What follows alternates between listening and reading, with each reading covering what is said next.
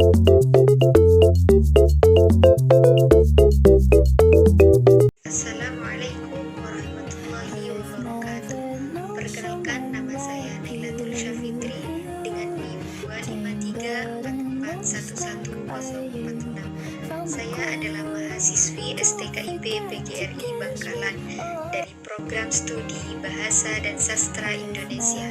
Di kesempatan kali ini, video ini dibuat untuk memenuhi tugas mata kuliah Teori Belajar Bahasa.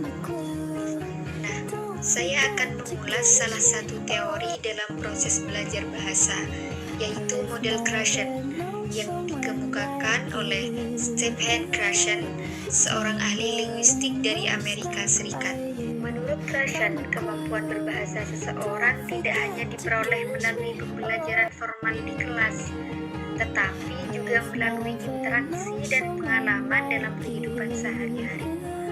Oleh karena itu, teori ini masih sangat relevan hingga saat ini. Salah satu gagasan penting dalam teori Krashen adalah perbedaan antara pemerolehan bahasa dan belajar bahasa. Pemerolehan bahasa terjadi secara alami melalui lingkungan, sedangkan belajar bahasa dilakukan secara sadar melalui proses pendidikan. Contohnya dapat kita lihat pada anak-anak. Sebelum masuk sekolah, mereka sudah mampu berbicara menggunakan bahasa yang digunakan keluarganya. Mereka memperoleh bahasa tersebut melalui kebiasaan mendengar dan berinteraksi setiap hari. Hal ini menunjukkan bahwa lingkungan memiliki peran penting dalam perkembangan bahasa seseorang. Krashen juga menjelaskan bahwa kemampuan berbahasa berkembang melalui urutan yang alami. Seseorang tidak langsung menguasai semua aspek bahasa sekaligus, tetapi berkembang secara bertahap dari yang sederhana menuju yang lebih kompleks. Contohnya, mahasiswa yang sedang belajar bahasa Inggris biasanya mempelajari kosakata dasar terlebih dahulu sebelum mampu berbicara atau menulis dengan lancar. Proses ini membutuhkan waktu dan latihan yang berkelanjutan. Selain itu, terdapat konsep monitor, yaitu kemampuan seseorang untuk memeriksa penggunaan bahasanya. Saat berbicara spontan, seseorang mungkin melakukan kesalahan, namun ketika menulis tugas atau presentasi, ia dapat memperbaiki kesalahan tersebut dengan pengetahuan yang dimilikinya. Contohnya yang sering saya alami adalah ketika membuat tugas kuliah. Saya biasanya membaca kembali hasil tulisan untuk memastikan penggunaan kata dan tanda baca sudah tepat. Hal tersebut merupakan salah satu bentuk penggunaan monitor dalam bahasa. Krashen juga menekankan pentingnya input atau masukan bahasa. Menurutnya, seseorang akan lebih mudah belajar bahasa jika sering menerima masukan yang dapat dipahami. Dalam kehidupan sehari-hari, kita memperoleh input bahasa dari berbagai sumber seperti buku, media sosial, video pembelajaran, berita, maupun percakapan dengan orang lain. Saat ini banyak mahasiswa yang belajar bahasa melalui video di YouTube atau konten edukasi di media sosial. Walaupun tidak berada di kelas, mereka tetap memperoleh pengalaman belajar bahasa. Hal yang menarik dari teori Krashen adalah adanya filter efektif, yaitu faktor emosional yang dapat mempengaruhi keberhasilan belajar bahasa. Seseorang yang merasa percaya diri dan nyaman biasanya lebih mudah belajar dibandingkan orang yang merasa takut atau cemas. Contohnya ketika presentasi di kelas, mahasiswa yang percaya diri cenderung lebih aktif berbicara dan bertanya. Sebaliknya, mahasiswa yang takut melakukan kesalahan seringkali memilih diam sehingga kesempatan belajar menjadi kurang. Jika dikaitkan dengan kondisi saat ini, teori Krashen masih sangat relevan. Banyak orang mampu menguasai bahasa asing bukan hanya karena belajar di sekolah, tetapi juga karena sering menonton film, mendengarkan lagu, bermain game daring, atau berinteraksi melalui media sosial.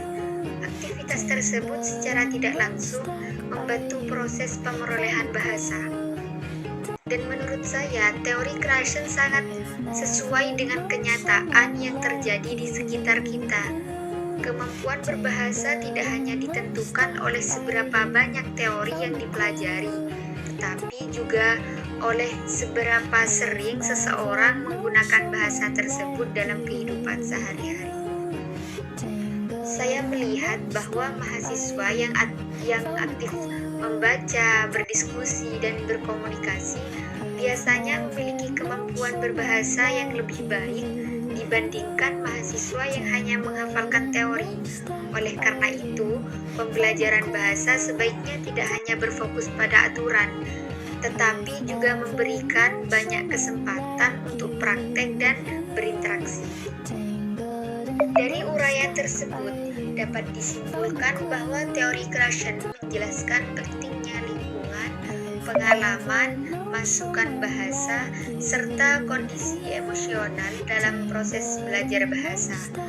Teori ini membantu kita memahami bahwa kemampuan berbahasa berkembang melalui proses yang alami dan berkelanjutan. Sekian ulasan yang dapat saya sampaikan. Terima kasih atas perhatiannya.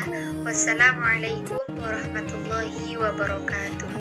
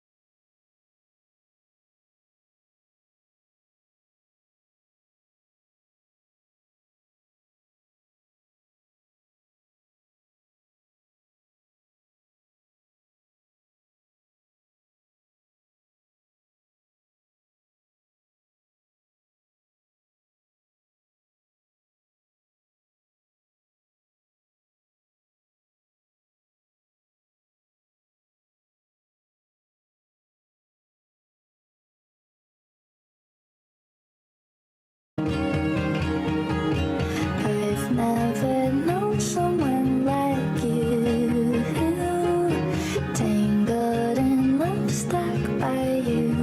Found a clue, don't forget to kiss me.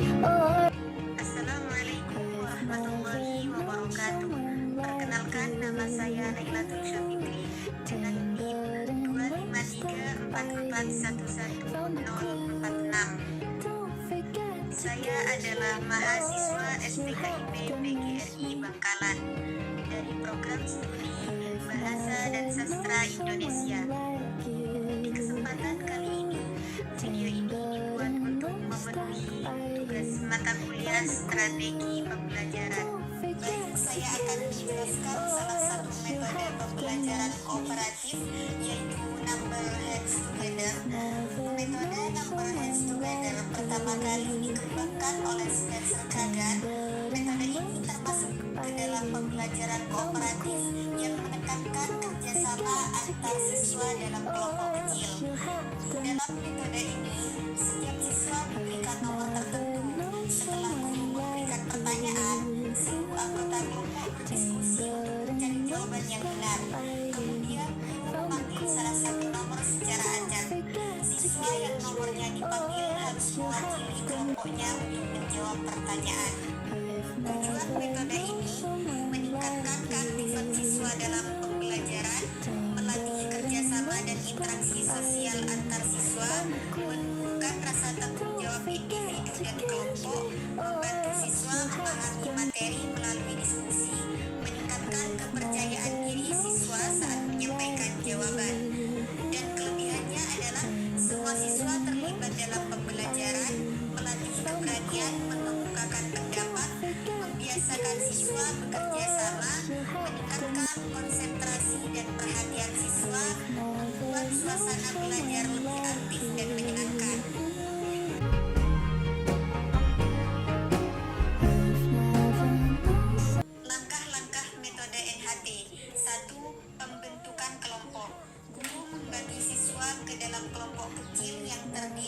3, 4, sampai 5 orang. Pembagian kelompok sebaiknya heterogen agar siswa dapat saling membantu dalam belajar. 2. Pemberian nomor. Setiap anggota kelompok diberikan nomor yang berbeda, misalnya nomor 1, 2, 3, dan 4. Nomor ini nantinya digunakan guru untuk menentukan siapa yang akan menjawab pertanyaan. Yang ketiga, menyampaikan materi dan pertanyaan.